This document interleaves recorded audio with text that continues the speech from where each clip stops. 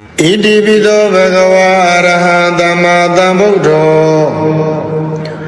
Vaisa sarana dambano dukkhato loka vidhu Anodaro purita dhamma dharati tatha deva manodana buddho bhagava Do bhagava doshe bhuno takeshino myapayati Iti bhimina sakaranina Tathangaya kiletaru vadana daliyato Ngwemya mangwe maye win paido Shwe saipyanti lonta shin yue Mimin bidu jivu goyo Aluro man budo go kanyuro mudai do iye jang jang li Arahara udo guno jibshin Anchiwe magong pyama bondayao Bien lai joja Tin sharo mubabidi daga Do bhagava doshe bhuno takeshino myapayati Iti bhimina sakaranina Tavinya aswamagabhin Myadhinkara vikara ni lakana pinya nibbhandahu Ngaya diya nyarangu Phawpyan mashi gurorai thiro mudato ye jang jang li Dhamma Buddho Dhamma Buddha udo guno jibshin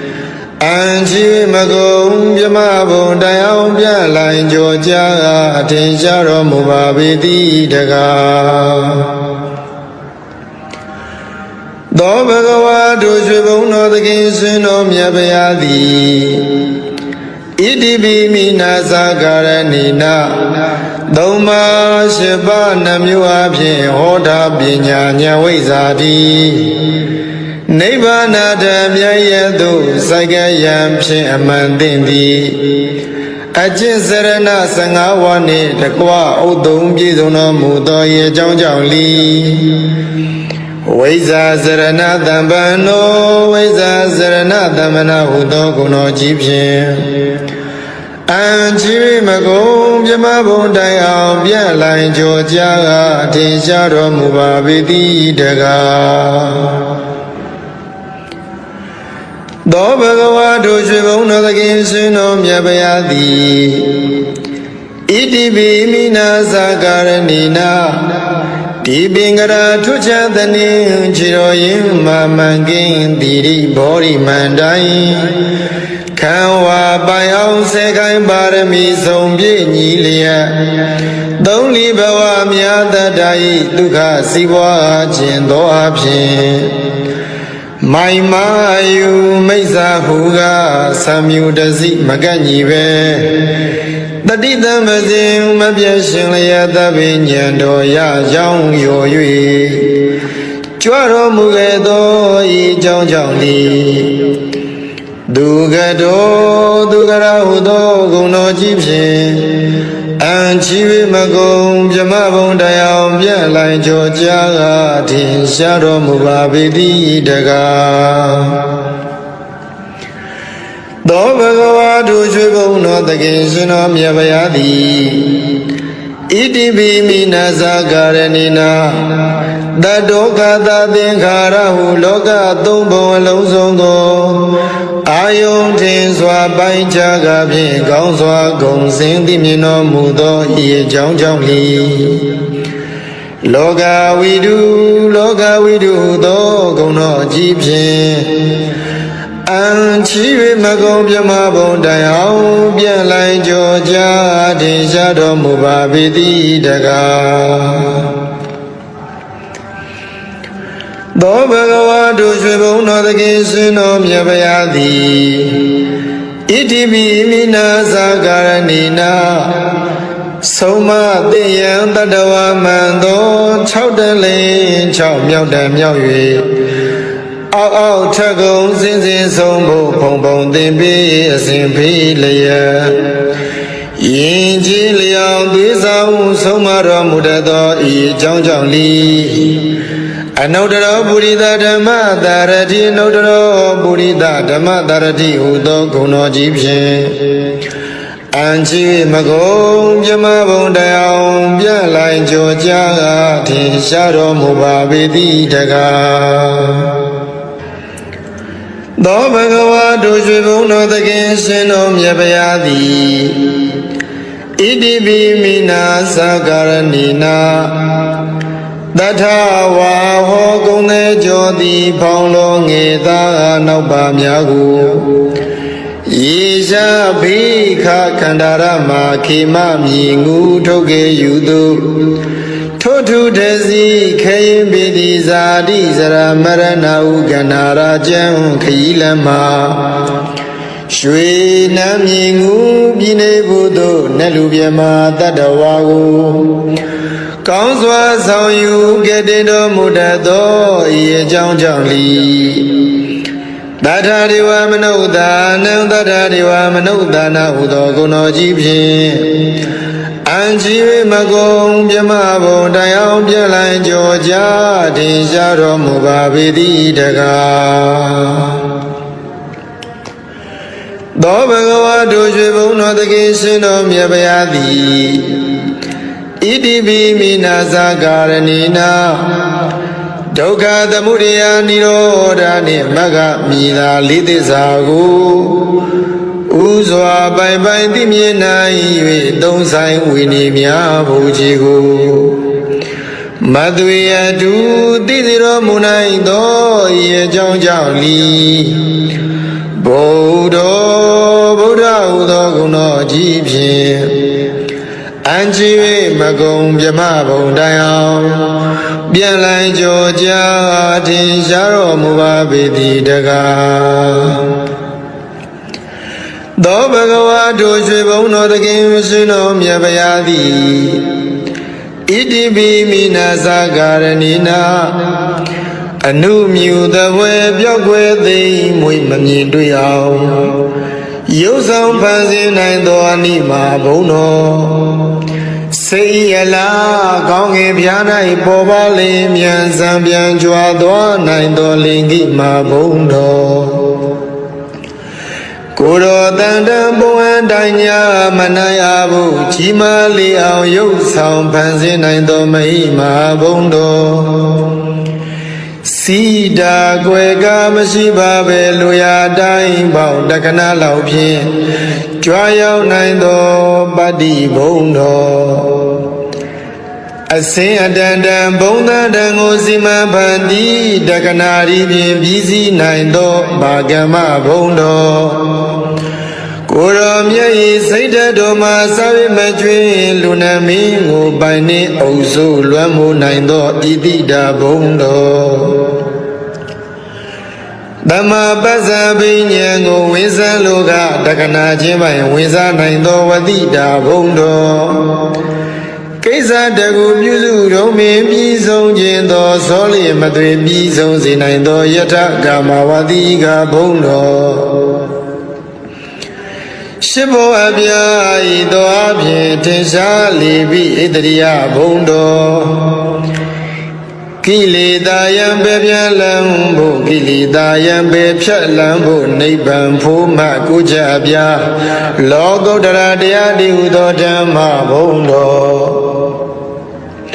ဟောတိုင်းမှန်စွာဖြစ်ပေါ်လာ၍ကဘာတိုင်းပေါင်းတောင်းလောကရပဲ့တင်ထမြ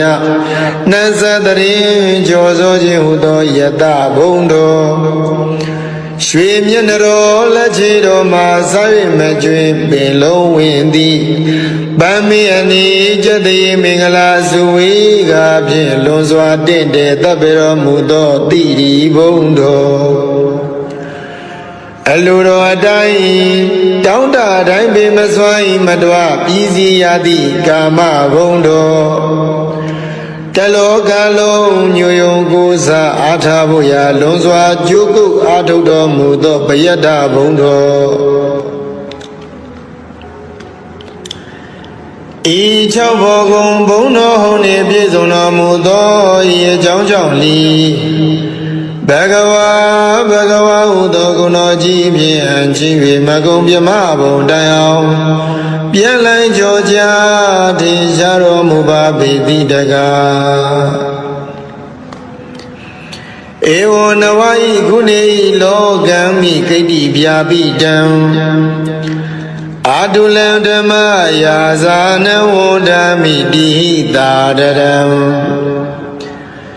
ဧဝံနဝိကုဏေလောကံမိကိတ္တိဗျာပိတံအာတုလံဓမ္မယာဇာနဝန္ဒမိတိဟိတာတရံဧဝံနဝိကုဏေယရဟတာသလာတိကိုဖျားသောဂုဏ်တော်တို့ဖြင့်လောကမိဘဝဆုံးအောင်ဘုံသုံးဆောင်နေကိတ္တိဗျာပိတံသိမ့်သိမ့်တုံကပဲ့တင်ထမြနှက်ဆက်ကြိုဆိုတော်မူထသောအာတုလံသီလခေါင်းနေသမာဓိနှင့်ជីវិတညာလွန်ကဲသာ၍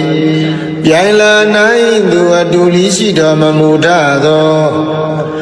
ဓမ္မယာဇာနံသုံးပေါင်းမခိုင်သုံးထိုက်တရဟုသုံးလူသည်จิตမရထုထားရှင်တော်မြတ်ဗျာဟုဒီလောဧဇလီနှုတ်တန်ချီ၍ရွှင်ကြည်မနောသုံးပါသောဓဝရတို့ဖြင့်သာတရံလေးမြတ်ကြီးညိုယိုသေးခြင်းရှိသည်ဖြစ်၍ဝန္ဒမိဂုဏတော်ထုံမွန်းဘုံတော်မလျက်ချီးမွမ်းတော်မနာပနာညွန့်ကြိုးလက်ဆုံးမူ၍ရှေခိုးကြောပါဤဖယာဣတိပိသောဘဂဝါအရဟံသမ္မာသမ္ဗုဒ္ဓောဝိဇာစရဏတံပနောဒုက္ခတောလောကဝိတု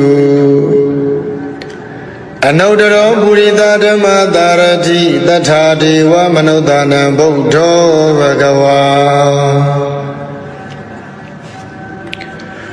သောဘဂဝါတို့ရွှေဘုံတော်တခင်ရှင်တော်မြတ်ဗျာသည်ဣတိပိမိနာသကာရဏိနာ1500ကိလေသာတို့ဝါဒနာတလျထုံငွေမြမငွေမရိပ်ဝင်းဝင်းဖိတ်သူရွှေစိတ်ပြန်သည်လွန်သရှင်း၍မင်းမင်းပြည်သူကြည်ပြုကိုရောအလူတော်မှန်ပူဇော်ကိုခံရတော်မူတတ်သောဤအကြောင်းကြောင့်လီအရဟံရဟုသောဂုဏ်တော်ကြီးဖြင့်အံချီ၍မကုံမြမဘုံတိုင်အောင်ပြန်လိုင်းကြောကြထင်ရှားတော်မူပါပေတိတကားသောဘဂဝါတို့ရွှေဘုံတော်သခင်ရှင်တော်မြတ်ဗျာသည်ဣတိပိမိနာသကာရဏိနာသဗ္ဗညံအာဆွမ်းမကားဖြင့်မြာသင်္ခါရဝိကာရနှင့်လက္ခဏာပညာနိဗ္ဗာန်တဟုငါရဲ့တိယံညရံကိုဖောက်ပြန်မရှိကိုယ်တော်တိုင်သိတော်မူတတ်သောဤအကြောင်းကြောင့်လီသမ္မာသမ္ဗုဒ္ဓောသမ္မာသမ္ဗုဒ္ဓဟုသောဂုဏ်တော်ကြီးဖြင့်အံချီမကုံမြမဘုံတိုင်အောင်ပြလိုင်းကြောကြအထင်ရှားတော်မူပါပေတိတကားသောဘဂဝါတို့ရွှေဘုံတော်သခင်ရှင်တော်မြတ်ဗျာသည်ဣတိပိမိနာသကာရဏိနာသုံးပါးရှိပါးနှမျိုးအဖြင့်ဟောတာပညာဉာဏ်ဝိဇ္ဇာတိနိဗ္ဗာန်တမြတ်ရဲ့သို့စိုက်ကယံဖြင့်အမှန်သိသည်အကျင့်စရဏ15ဝါးနှင့်တကွဥသုံးပြည့်စုံတော်မူသော၏အကြောင်းကြောင့်လီဝိဇ္ဇာစရဏတံပံနောဝိဇ္ဇာစရဏတမ္မနာဟုသောဂုဏ်တော်ကြီးဖြင့်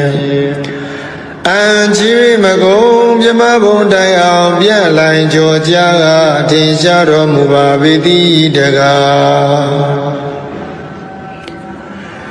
သောဘဂဝါတို့ရွှေဘုံတော်သခင်ရှင်တော်မြတ်ဗျာသည်ဣတိပိမိနာသကာရဏိနာဒီပင်္ဂရာထွချသနေခြေတော်ရင်မမှန်ကင်းတိရိဘောရိမန္တိုင် ခံဝါပိုင်အောင်ဆယ်ခိုင်ပါရမီဆုံးပြည့်ညီလျက်သုံးလီဘဝမြတ်တတ္တိဒုက္ခစီးပွားခြင်းသောအဖြစ်မိုင်မာယူမိစ္ဆာဟုကသံမြူတစီမကန့်ညီပဲတတိတံပစဉ်မပြည့်ရှင်လျက်သဗ္ဗညံတော်ရကြောင်းရော်၍ကြွတော်မူခဲ့သောဤကြောင်းကြောင့်လီဒုက္ခတော်ဒုက္ခရဟုသောဂုဏ်တော်ကြီးဖြင့်အံချီဝိမကုံမြမဘုံတရားပြန့်လိုက်ကြောကြားကထင်ရှားတော်မူပါပေသည်တကားသောဘဂဝါတို့ရွှေဘုံတော်သခင်ရှင်တော်မြတ်ဗျာသည်ဣတိပိမိနာဇာကာရဏိနာတတောကသသင်္ခါရဟုလောကသုံးဘုံအလုံးစုံသောအာယုန်ထင်စွာပိုင်းခြားကဖြင့်ကောင်းစွာဂုံစင်သိမြင်တော်မူသောဤအကြောင်းကြောင့်လီလောကဝိတုသောဂုဏ်တော်အကြီးဖြင့်အံချီဝိမကုံမြမဘုံတရားပြန့်လိုက်ကြောကြားထင်ရှားတော်မူပါပေသည်တကားသောဘဂဝါတို့ရွှေဘုံတော်သခင်ရှင်တော်မြတ်ဗျာသည်ဣတိပိမိနာဇာကာရဏိနာဆုံးမသိယံတတဝမန္တော6တလင်း6မြောက်တံမြောက်၍အောက်ထက်ကုံစင်စင်ဆုံးဖို့ဘုံဘုံသင်ပြီးအစဉ်ဖိလျက်ယင်ကြည်လျောင်သွေးဆောင်ဆုံးမတော်မူတတ်သောဤအကြောင်းကြောင့်လီအနုတ္တရောပုရိသဓမ္မတာရတိအနုတ္တရောပုရိသဓမ္မတာရတိဟူသောဂုဏ်တော်ကြီးဖြင့်အံချီမကုံမြမဘုံတရားပြန့်လိုက်ကြောကြားထင်ရှားတော်မူပါပေသည်တကားသောဘဂဝါတို့ရွှေဘုံတော်သခင်ရှင်တော်မြတ်ဗျာသည်ဣတိပိမိနာသကာရဏိနာတထဝါဟောကုံသေးကြောသည်ဖောင်းလုံးငေသာနောက်ပါများကိုယေရှာဘိခခန္ဓာရမခေမမြည်ငူထုတ်ကေယူသူ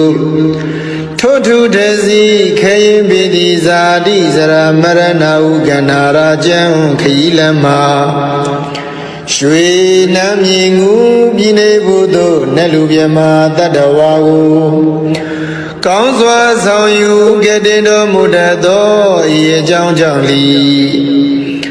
တထာဒေဝမနုဿာနံတထာဒေဝမနုဿာနာဟုသောဂုဏ်တော်ကြီးဖြင့်အံချီဝိမကုံမြမဘုံတရားပြန့်လိုက်ကြောကြားထင်ရှားတော်မူပါပေသည်တကားသောဘဂဝါတို့ရွှေဘုံတော်သခင်ရှင်တော်မြတ်ဗျာသည်ဣတိပိမိနာဇာကာရဏိနာဒုက္ခသမုဒယနိရောဓနှင့်မဂ္ဂမိသာလေးသစ္စာကိုဥစွာပိုင်ပိုင်သိမြင်နိုင်၍သုံးဆိုင်ဝိနည်းများဘုရားကိုမသွေအတူသိစေတော်မူနိုင်သောဤအကြောင်းကြောင့်လီဗုဒ္ဓဟူသောဂုဏ်တော်ကြီးဖြင့်အံချီဝိမကုံမြမဘုံတရားပြန့်လိုက်ကြောကြားထင်ရှားတော်မူပါပေသည်တကားသောဘဂဝါတို့ရွှေဘုံတော်သခင်ရှင်တော်မြတ်ဗျာသည်ဣတိပိမိနာဇာကာရဏိနာအနုမြူသဝဲပြောက်ွယ်သိမွေမမြင်တွေ့အောင်ရုပ်ဆောင်ဖန်ဆင်းနိုင်သောအနိမာဘုံတော်စိတ်ရလားကောင်းငင်ပြား၌ပေါ်ပါလေမြန်စံပြန်ကြွားသွားနိုင်သောလင်္ကိမာဘုံတော်ကိုယ်တော်တန်တန်ဘုံအတိုင်းညာမနာရဘူးကြီးမားလေအောင်ရုပ်ဆောင်ဖန်ဆင်းနိုင်သောမဟိမာဘုံတော်စီတာကွယ်ကမရှိပါပဲလူရတိုင်းပေါတက္ကနာလောက်ဖြင့်ကြွားရောက်နိုင်သောပတ္တိဘုံတော်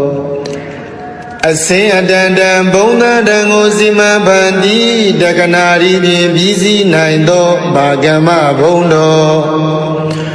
ကိုရောမြတ်ဤစိတ်ဓာတ်တော်မှာစာဝိမကျွင်းလူနာမင်းကိုပိုင်နှင့်အုပ်စုလွမ်းမိုးနိုင်သောဣတိတာဘုံတော်တမပ္ပဇဘိညာဉ်ကိုဝိဇ္ဇလောကတက္ကနာခြင်းပိုင်ဝိဇ္ဇနိုင်သောဝတိတာဘုံတော်ကိစ္စတကူပြုစုတော်မင်းပြီးဆုံးခြင်းသောသောလျမသွေပြီးဆုံးစေနိုင်သောယထကာမဝတိကဘုံတော်ရှိဘောအပြာဤသောအဖြင့်ထင်ရှားလေပြီးဣတရိယဘုံတော်ကိလေသာယံပေပြန်လံဖို့ကိလေသာယံပေဖြတ်လံဖို့နိဗ္ဗာန်ဖို့မှကိုကြအပြာလောကုတ္တရာတရားတည်ဟူသောဓမ္မဘုံတော်ဟောတိုင်းမှစွာဖြစ်ပေါ်လာ၍ကဘာတိုင်းပေါင်းတောင်းလောကရပဲ့တင်ထမြနှံစတရင်ကြောစိုးခြင်းဟူသောယတဘုံတော်ရွှေမျက်နှတော်လက်ချေတော်မှာစားရမကျွင်ပင်လုံးဝင်သည်ဗမ်းမီအနိကျတိမင်္ဂလာစုဝေကဖြင့်လွန်စွာတင့်တယ်တပ်ပြတော်မူသောတိရိဘုံတော်အလိုတော်အတိုင်းတောင်းတတိုင်းပင်မစွမ်းမတော်ပြည်စီရသည့်ကာမဘုံတော်တလောကလုံးညွယုံကိုးစားအားထားဖို့ရာလွန်စွာကြိုးကုပ်အားထုတ်တော်မူသောပယတ္တဘုံတော်ဤ၆ဘောကုံဘုံတော်ဟုန်နှင့်ပြည့်စုံတော်မူသောဤအကြောင်းကြောင့်လီဘဂဝါဟုသောဂုဏ်တော်ကြီးဖြင့်အချီး၍မကုံပြမဘုံတိုင်အောင်ပြန်လိုက်ကြောကြတင်ရှားတော်မူပါပေတိတကားဧဝံနဝဤခုနေလောကံမိကိတ္တိပြာပိတံအာတုလံဓမ္မယာဇာနဝန္ဒမိတိဟိတာတရံဧဝံနဝဤခုနေလောကမိကိတ္တိပြာပိတံအာတုလံဓမ္မယာဇာနဝန္ဒမိတိဟိတာရံဧဝံနဝဤခုနေယရဟတာသလာတိကိုဖျားသောဂုဏ်တော်တို့ဖြင့်လောကမိဘဝဆုံးအောင်ဘုံသုံးဆောင်နေခိတ္တိဗျာပိတံသိမ့်သိမ့်တုံကပဲ့တင်ထမြနှံ့ဆက်ကြိုဆိုတော်မူထသောအတုလံသီလခေါင်းဤသမာဓိနှင့်ជីវិတညာလွန်ကဲသာ၍ပြိုင်လာနိုင်သူအတူလီရှိတော်မမူထသောဓမ္မယာဇာနံသုံးပေါင်းမခိုင်သုံးထိုက်တရဟုသုံးလူသိခြေဓမ္မရထိုထားရှင်တော်မြတ်ဗျာဟုဒီလောဧဇလီနှုတ်တန်ချီ၍ရှင်ကြည်မနောသုံးပါသောဓဝရတို့ဖြင့်သာဒရံလေးမြတ်ကြီးညိုယိုသေးခြင်းရှိသည်ဖြစ်၍ဝန္ဒမိဂုဏတော်ထုံမွန်းဘုံတော်မလျက်ချီးမွမ်းတော်မနာပနာညွန့်ကြိုးလက်ဆုံးမူ၍ရှေခိုးကြောပါဤဖယာဣတိပိသောဘဂဝါအရဟံသမ္မာသမ္ဗုဒ္ဓောဝိဇ္ဇာစရဏတံပနောဒုက္ခတောလောကဝိတုအနုတ္တရောပုရိသဓမ္မသာရတိတထာဒေဝမနုဿာနံဗုဒ္ဓောဘဂဝါသောဘဂဝါတို့ရွှေဘုံတော်တခင်ရှင်တော်မြတ်ဗျာသည်ဣတိပိမိနာသကာရဏိနာ1500ကိလေသာတို့ဝါဒနာတလျထုံငွေမြမငွေမရိပ်ဝင်းဝင်းဖိတ်သူရွှေစိတ်ပြန်သည်လွန်သရှင်း၍မင်းမင်းပြည်သူကြည်ဖြူကိုရောအလူတော်မှန်ပူဇော်ကိုခံရတော်မူတတ်သောဤအကြောင်းကြောင့်လီအရဟံရဟုသောဂုဏ်တော်ကြီးဖြင့်အံချီ၍မကုံပြမဘုံတိုင်အောင်ပြန်လိုက်ကြောကြတင်ရှားတော်မူပါပေသည်တကားသောဘဂဝါတို့ရွှေဘုံတော်သခင်ရှင်တော်မြတ်ဗျာသည်ဣ Idibi mina sakaranina tabinya aswamagapin Myadinkara wikara ni lakana pinya nibbandahu Ngaya diya nyerangu Paubya maji gurura indiro mudado ye jong jong li Dhamma Dhambuddha udo guno jipin Anji magong Yamabon Dayang Bialai Joja Atisharo Mubabidi Daga Do Bhagava Dujibun no the Kinsunom Yabayadi Idibi Mina Sakaranina Doma Shiba Namuapi Hoda Binya Nyawizadi Nibbana Damyayadu Sagayam Amandindi Ajisarana Sangawani Takwa Udum Jizuna Mudoye Jongjali Vaiza Sarana Dambano Vaiza Sarana Damana Udoguno Jipin Anjiri Magom Jamabon Dayam Bialai Joja Tisharo Mubabidi Daga Do Bhagava Dujibun no the Kinsunom Yabayadi Idibi Mina Sakaranina Dibingara Tuchadani Chiroyim Mamangin Diri Bori Mandai Kanwa Bayao Sekai Barami Sombi Nilia Doli Bawa Miada Dai Duka Siwa Chindo Apshin Mai Mayu Maisa Huga Samyu Dazi Maganibe Dadita Mazim Mabiashin Layata Binyado Ya Jong Yo Yui Chuaro Mugedo I Jong Jong Li Dugado Dugara Hudo Guno Jipshin Anchivi Magom Jamabon Dayam Bialai Joja Tisharo Mubabidi Daga Do Bhagava Dujibun no the Kinsunom Yabayadi Idibi Mina Sakaranina Dadoka Dadinkara Huloka Tumbo Lozongo Ayong Tin Swa Bai Jaga Pin Gong Swa Gong Sing Di Mino Mudo Ye Jong Jong Li Loga Widu Do Gono Jipin Anchi Magom Yamabon Dayang Bialai Joja Tisharo Mubabidi Daga Do Bhagava Dujibun no the Kinsunom Yabayadi Idibi Mina Sakaranina Soma Diyang Tadawa Mando Chowdalin Chow Miao Dan Miao Yue Ao Chagong Sin Sin Sombo Pong Pong Dimbi Sin Pi Laya Yinji Liang Duisa Somaro Mudado I Jong Jong Li Anodaro Burida Dhamma Darati Anodaro Burida Dhamma Darati Udo Guno Jipshin Anchi Magom Jamabon Dayam Bialai Joja Tisharo Mubabidi Daga Do Bhagava Dujibun no the Kinsunom Yabayadi Idibi Mina Sakaranina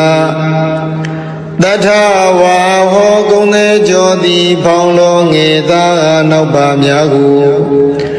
Isha Bhikha Kandarama Kima Mingu Toge Yudu Totu Desi Kayin Bidi Zadi Zara Marana Uganara Jan Kailama Shwe Namingu Bine Budo Nalubyama Tadawago Kanswa Sao Yu Gedido Mudado Ye Jang Jang Li Data Dewa Manuda Nang Data Dewa Manuda Na Udo Guno Jipin Anji Magom Jamabon Dayam Bialai Joja Tisharo Mubabidi Daga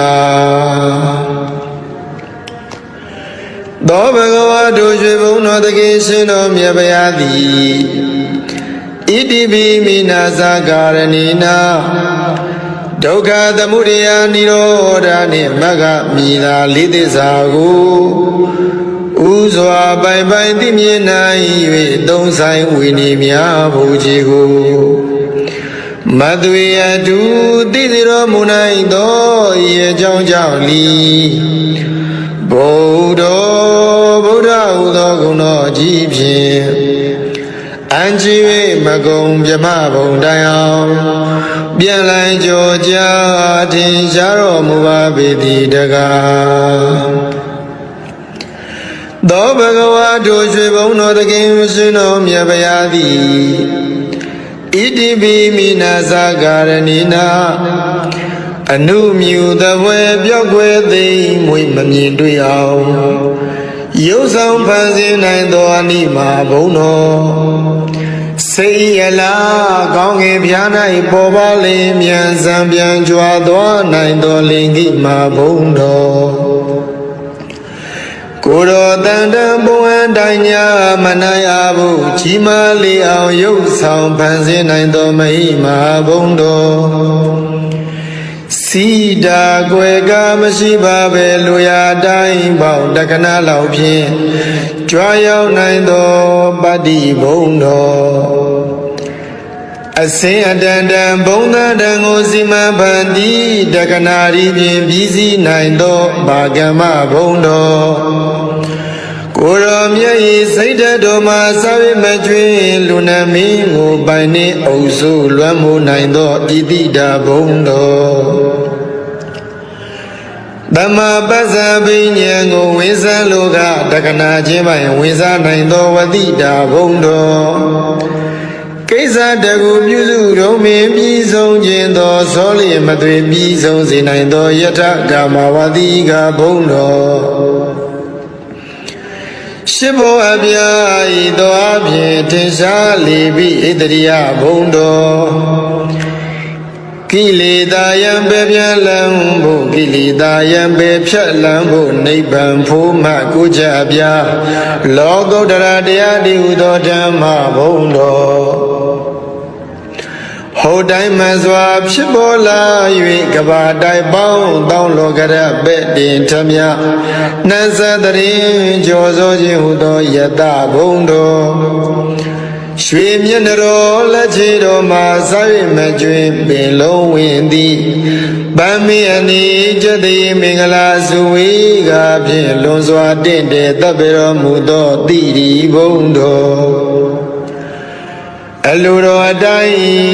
တောင်းတတိုင်းပင်မစွမ်းမတွားပြီးစီရသည့်ကာမဘုံတော်တလောကလုံးညိုယုံကိုးစားအားထားဖို့ရာလွန်စွာကြိုးကုပ်အားထုတ်တော်မူသောပယတ္တဘုံတော်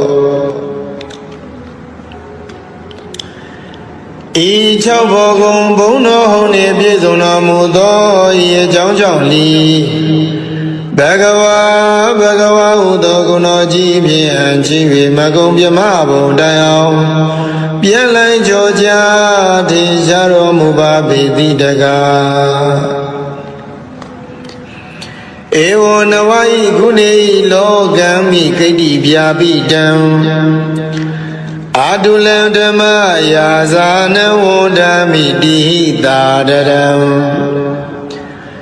ဧဝံနဝယေကုနေလောကမိကိတိဗျာပိတံအတုလံဓမ္မယာဇာနဝန္ဒာမိတိဟိတာရရံ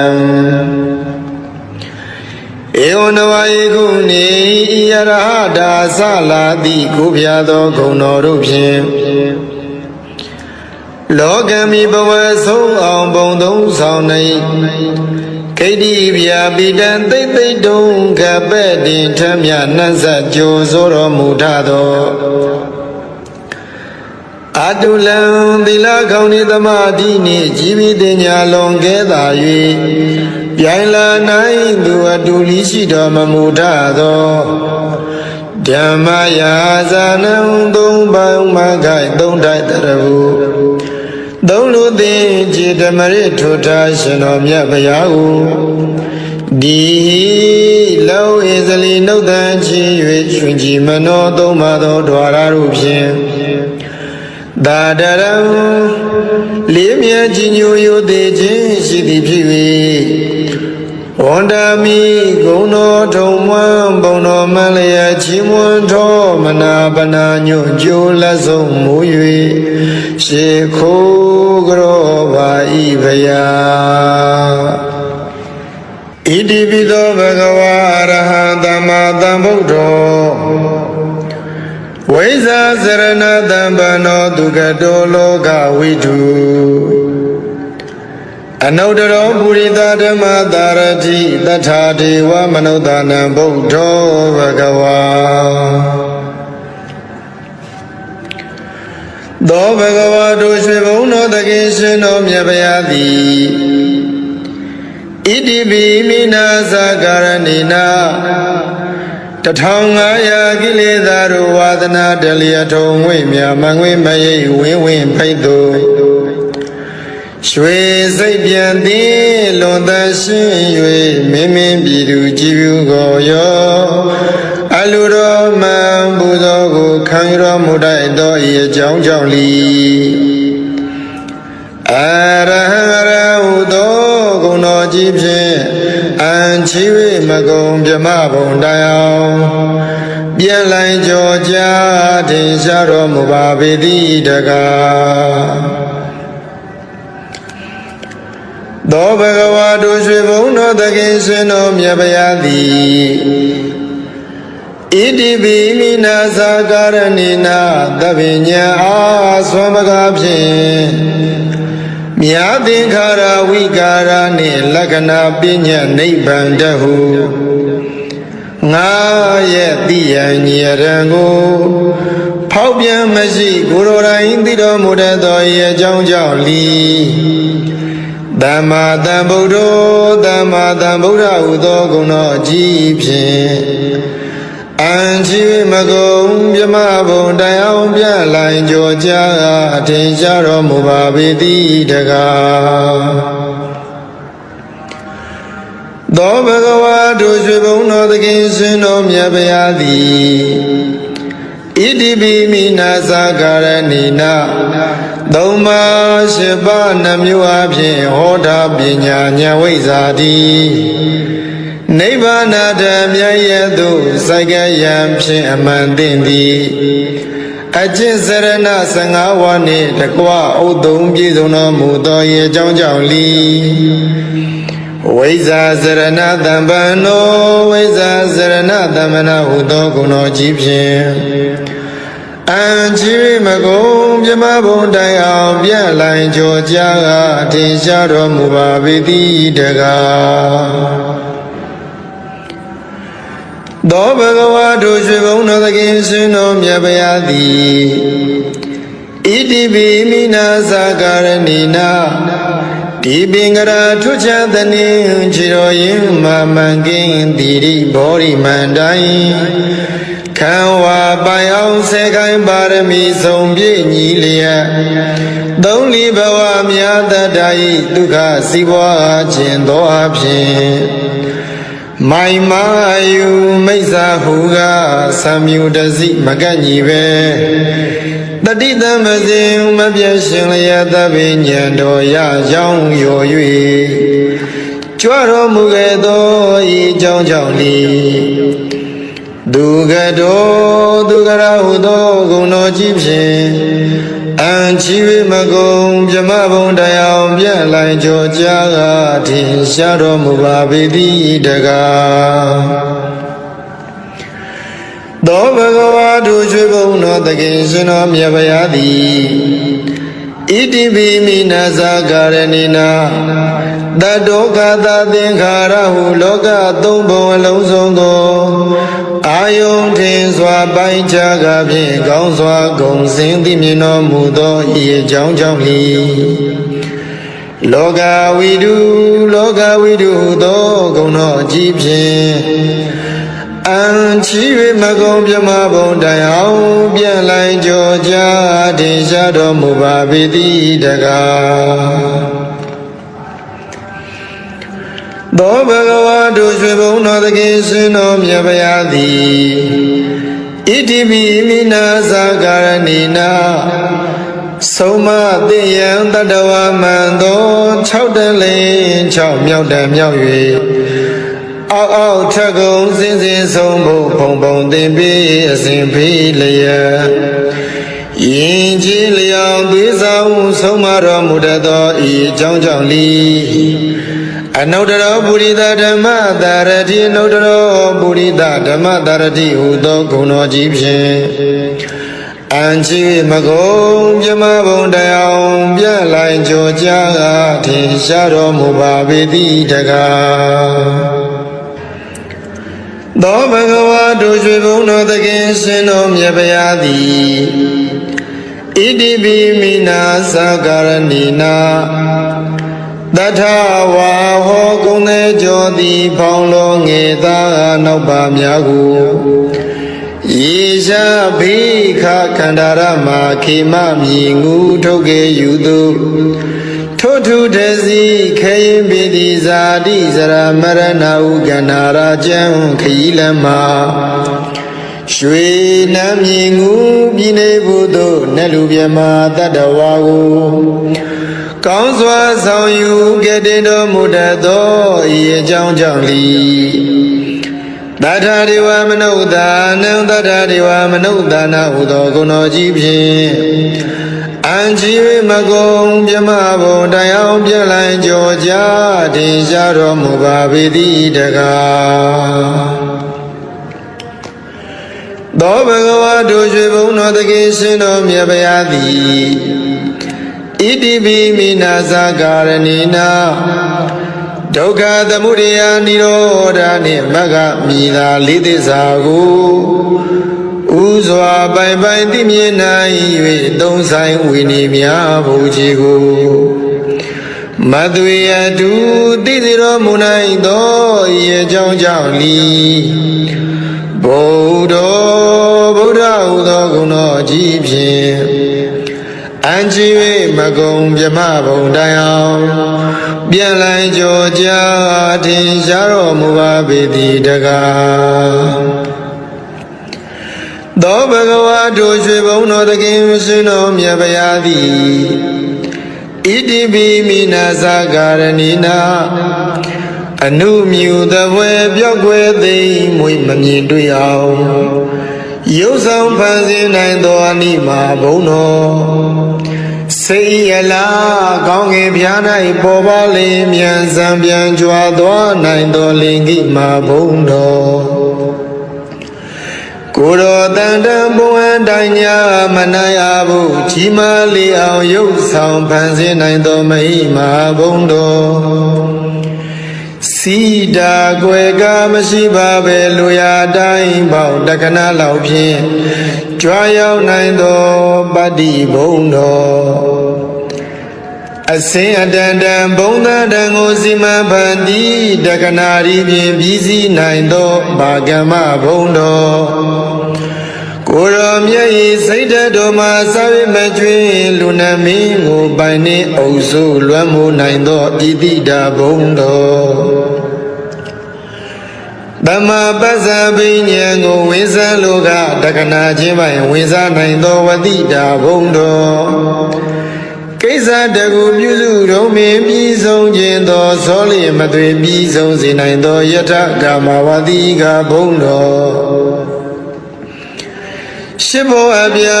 ဤသောအဖြင့်ထင်ရှားလေပြီဣတရိယဘုံတော်ကိလေသာယံပဲပြန့်လန်းဖို့ကိလေသာယံပဲဖြတ်လန်းဖို့နိဗ္ဗာန်ဖို့မှကုကြပြလောကုတ္တရာတရားတည်ဟူသောဓမ္မဘုံတော်ဟိုတိုင်းမှစွာဖြစ်ပေါ်လာ၍ကဘာတိုင်ပေါင်းတောင်းလောကရပဲ့တင်ထမြနတ်သတရင်ကြော်စိုးခြင်းဟူသောယတဘုံတော်ရွှေမျက်နှတော်လက်ချေတော်မှာစာ၍မကျွင်ပင်လုံးဝင်သည်ဗမ်းမီအနိကျတိမင်္ဂလာစုဝေကဖြင့်လွန်စွာတင့်တယ်တပ်ပေတော်မူသောတိရီဘုံတော် အလူတော်အတိုင်းတောင်းတတိုင်းပေမစွမ်းမတော်ပြည်စီရသည့်ကာမဘုံတော်တလောကလုံးညိုယုံကိုးစားအားထားဖို့ရာလွန်စွာကြိုးကုပ်အားထုတ်တော်မူသောပယတ္တဘုံတော်ဤ၆ဘောကုံဘုံတော်ဟုန်နှင့်ပြည့်စုံတော်မူသောဤအကြောင်းကြောင့်လီဘဂဝါဟုသောဂုဏတော်ကြီးဖြင့်အချင်း၍မကုံပြမဘုံတိုင်အောင်ပြန်လိုက်ကြောကြထင်ရှားတော်မူပါပေသည့်တကားဧဝံနဝဤကုဏေလောကံမိဂိတ္တိပြာပိတံအာတုလံဓမ္မယာဇာနဝန္ဓမိတိဟိတာတရံဧဝံနဝယေကုဏေလောကမိဂိတိဗျာပိတံအာတုလံဓမ္မယာဇာနဝန္ဓမိတိဟိတာရံဧဝံနဝယေကုဏေဤရဟတာသလာတိကိုဖျားသောဂုဏ်တော်တို့ဖြင့်လောကမိဘဝဆုံးအောင်ဘုံသုံးဆောင်နေဂိတ္တိဗျာပိတံသိသိတုံကပဲ့တင်ထမြနှံ့ဆက်ကြိုဆိုတော်မူထသောအာတုလံသီလကောင်းဤသမာဓိနှင့်ជីវិတညာလွန်ကဲသာ၍ပြိုင်လာနိုင်သူအတူလီရှိတော်မမူထသောဓမ္မယာဇာနံသုံးပေါင်းမခိုင်သုံးတိုက်တရဟုသုံးလူသည်ခြေဓမ္မရထုထားရှင်တော်မြတ်ဘုရားကိုဒီလောဧဇလီနှုတ်တန်ချီ၍ရွှင်ကြည်မနောသုံးပါသောဓဝရတို့ဖြင့်သာတရံလေးမြတ်ကြီးညိုယိုသေးခြင်းရှိသည်ဖြစ်၍ဝန္ဒမိဂုဏတော်ထုံမွန်းဘုံတော်မှန်လျက်ချီးမွမ်းတော်မနာပနာညွန့်ကြိုးလက်ဆုံးမူ၍ရှေခိုးကြောပါဤဖရာ